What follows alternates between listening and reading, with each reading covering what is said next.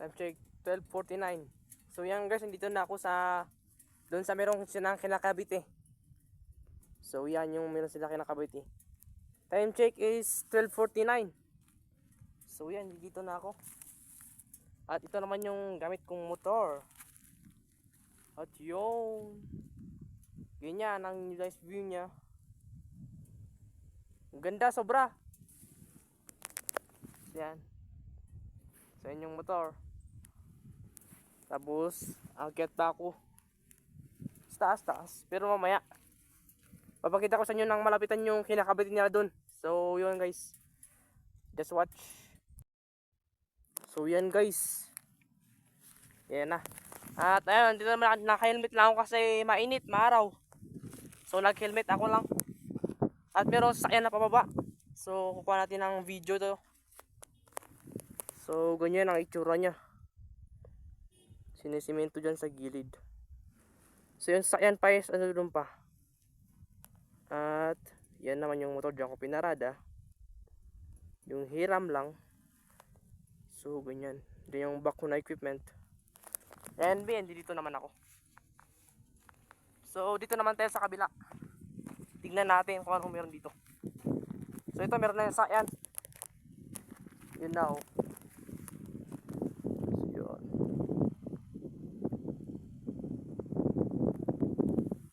So yan ang itsura niya dyan.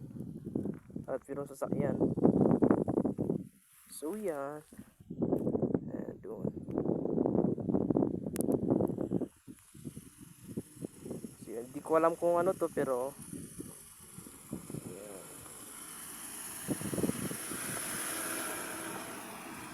So yun. Sobrang lang matapok dito. So yun na.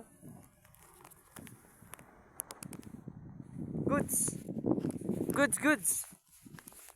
So yun na siya, pupunta na dun siya sa baka pabagyo na tayo. At ako naman, pupunta ko dun sa Dumulpos Community. Sa Dumulpos Community School ako pupunta. So ganito ang itsura niya.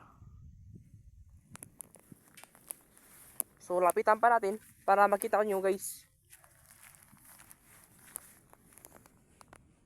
So yan. Yan ang itsura niya.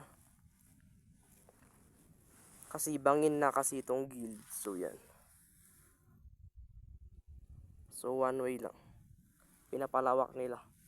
Which is good naman. Goods. So yan. Pataas na ako. Pupunta na ako dun sa taas. So pataas yung akyatin ko. And yun lang. Thanks guys. Goods.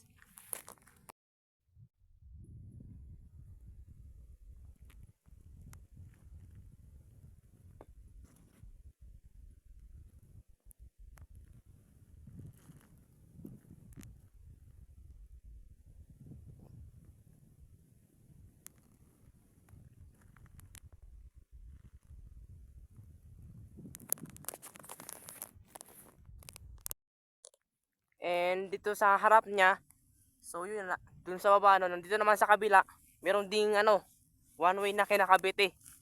Kasi bangin din. One way siya. So papakita ko. So yan siya guys. Yan.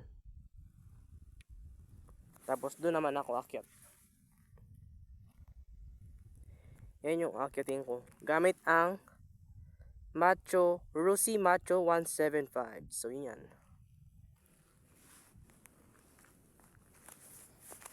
So yan, bangin na yan, pababa. Ayan. Yan kinakabitin nila rin, which is goods na goods. Para mas maganda, para mas matibay yung daanan, kalsada. So yan lang, akyat na ako.